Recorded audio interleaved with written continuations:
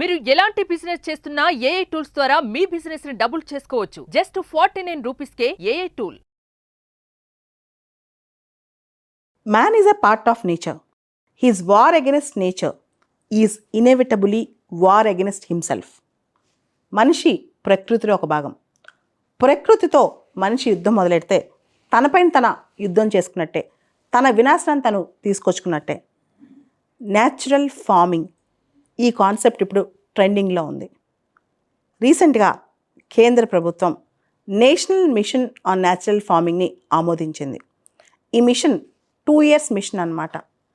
ఈ మిషన్కి సంబంధించి 2481 crores 2481 కోట్ల అవుట్లే, దాదాపు 1 కోటి మంది ఫార్మర్స్ను రీచ్ అవ్వాలన్న ప్లానింగ్ అనమాట.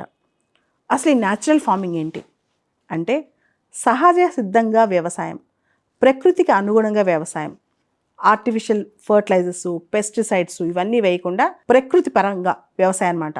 మనం గమనిస్తే జీవామృత్, బీజామృత్ అంటే ఏదైనా కౌడంగ్ కానీ యూరిన్ కానీ ఇలాంటివి వేసి, కౌ యూరిన్, కౌడంగ్ ఇలాంటివి వేయచ్చు, అది న్యాచురల్గా వచ్చాయి అన్నమాట.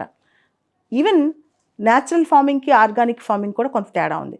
న్యాచురల్ ఫార్మింగ్ అంటే ఆల్మోస్ట్ ఎవ్రీథింగ్ నేచర్ ప్రకారం వెళ్ళిపోద్ది అనమాట. నేచరే దాన్ని పండించే విధంగా అనమాట. దీనే న్యాచురల్ ఫార్మింగ్ అంటారు. మనం వినే ఉంటాం క్లైమేట్ రెసిలియంట్ అగ్రికల్చర్. వ్యవసాయ ఉత్పత్తులన్నీ కూడా ప్రకృతికి అనుగుణంగా ఉండాలి, ప్రకృతి ప్రకారం తయారవ్వాలన్నమాట. ఈ న్యాచురల్ ఫార్మింగ్కి సంబంధించి మినిస్ట్రీ ఆఫ్ అగ్రికల్చర్ వాళ్ళు కొన్ని టార్గెట్స్ పెట్టుకున్నారు. ఈ టార్గెట్స్ ప్రకారం వెళ్తారన్నమాట. ఈ national mission on natural farming అనేది సెంట్రల్లీ స్పాన్సర్డ్ స్కీమ్. అంటే దీనిలో 2480 కోట్లు, దాదాపు 1600 కోట్లు సెంట్రల్ గవర్నమెంట్ ఇస్తుంటే మిగతా 850-900 crores స్టేట్ గవర్నమెంట్స్ ఇవ్వాలన్నమాట, మ్యాచింగ్ గ్రాంట్.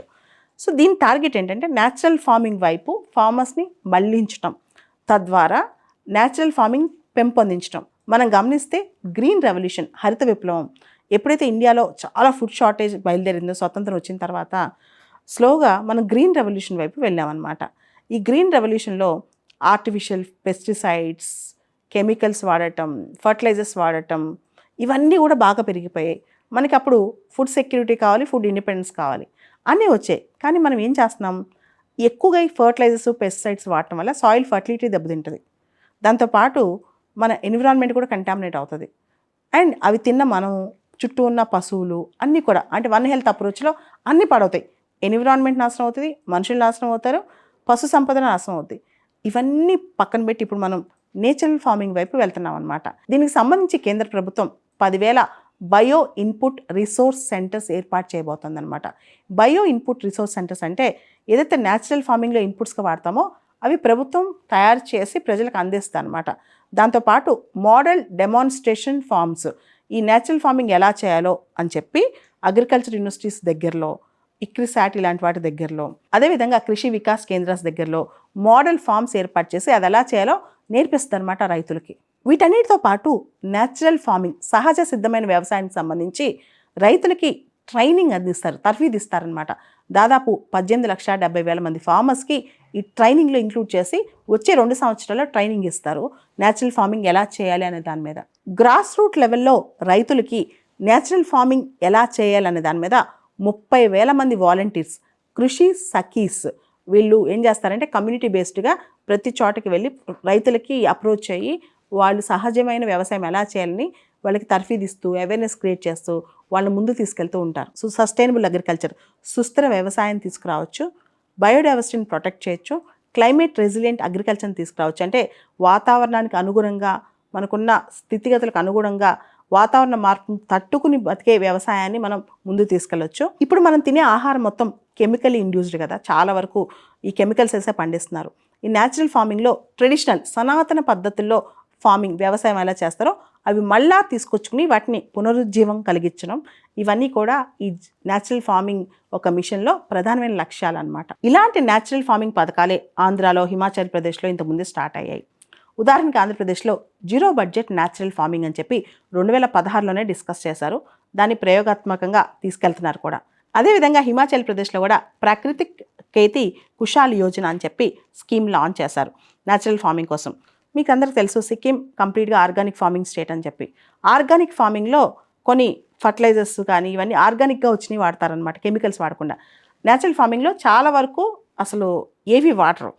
వీలైనంత వరకు ప్రకృతి పరంగానే ఉంటుంది. ఏదైనా ఒకటి రెండు వాడినా కంప్లీట్గా నేచర్ పరంగానే ఉంటుంది అనమాట. ఆర్గానిక్ ఫార్మింగ్లో ఆర్గానిక్ అప్రూవ్డ్ ఫర్టిలైజర్స్, పెస్టిసైడ్స్ అవి వాడతారు. న్యాచురల్ ఫార్మింగ్లో ఇలాంటి ఫర్టిలైజర్స్, పెస్టిసైడ్స్ కూడా వాడరు. కంప్లీట్గా సనాతన పద్ధతిలో కౌసు, గోట్స్ ఇవన్నీ వాడి ఆ పద్ధతిలో వెళ్తారనమాట న్యాచురల్ ఫార్మింగ్లో. ఇవన్నీ పక్కన పెడితే మనం ఒక సవాల్ను కూడా ఇక్కడ గ్రహించాలి.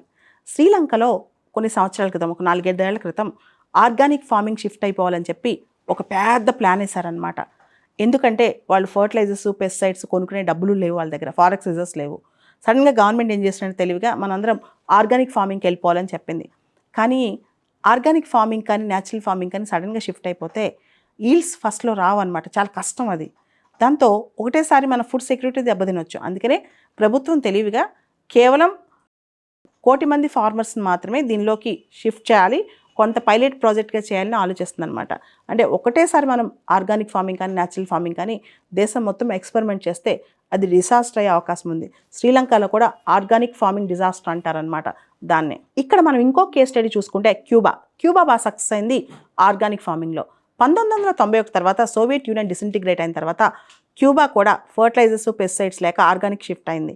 కానీ క్యూబాలో జనాభా తక్కువ కాబట్టి చాలా జాగ్రత్తగా తెలివిగా ఇంప్లిమెంట్ చేసింది కాబట్టి క్యూబాలో ఆర్గానిక్ ఫార్మింగ్ బాగా సక్సెస్ అయిందనమాట. అలానే మన సిక్కింలో కూడా ఆర్గానిక్ ఫార్మింగ్ బాగానే సక్సెస్ అయింది.